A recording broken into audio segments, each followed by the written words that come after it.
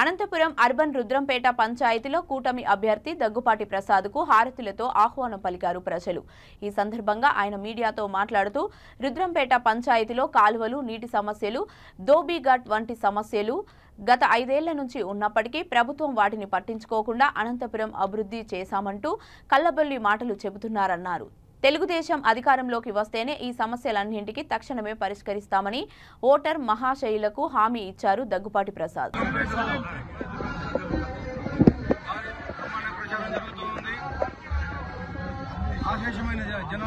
జనవాహిని ఇక్కడికి వచ్చి రిసీవ్ చేసుకోవడం జరిగింది. ఈ ఊపును చూస్తుంటే ఎంత మెజార్టీ అనేది గెలుపు అనేది తథ్యం, మెజార్టీ ఎంత అనేది మేము ఆలోచిస్తున్నాము. ఇక్కడ గత 5 ఏళ్ల కాలంలో డెవలప్ చేసింది ఏమీ లేదు. ఇక్కడికి వచ్చిన తర్వాత ముఖ్యంగా రజకుల సమస్య ఎక్కువగా కనిపించింది. దోబిఘాట్లు తెలుగుదేశం ప్రభుత్వంలో కట్టించారు. అసలు నిర్వహణ అనేది సరిగా లేదని చెప్పేసి చెప్తా ఉన్నారు.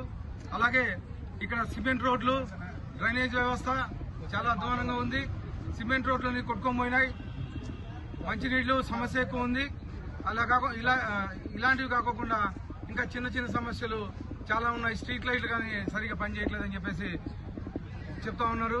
ఇక్కడ కూతవేటి పంచాయతీ, అనంతపూర్ పక్కనే కూతవేటి దూరంలో ఉండే ఈ పంచాయతీ అసలు ఈ పంచాయతీని డెవలప్ చేసింది లేదు. గత 5 ఏళ్లలో ₹1 ఖర్చు పెట్టింది లేదని చెప్పేసి తెలియజేస్తున్నాను. అలాగే తెలుగుదేశం గవర్నమెంట్ వచ్చిన తర్వాత ఇక్కడ ఉండే సమస్యలన్నీ పరిష్కరించి ముఖ్యంగా దోబిఘాట్ నిర్వహణ ఏదైతే ఉందో దోబిఘాట్ నిర్వహణ చూసుకుంటూ అలాగే కొత్త దోబిఘాట్లు కానీ తీసుకొస్తామని చెప్పేసి తెలియజేస్తా ఉన్నాను.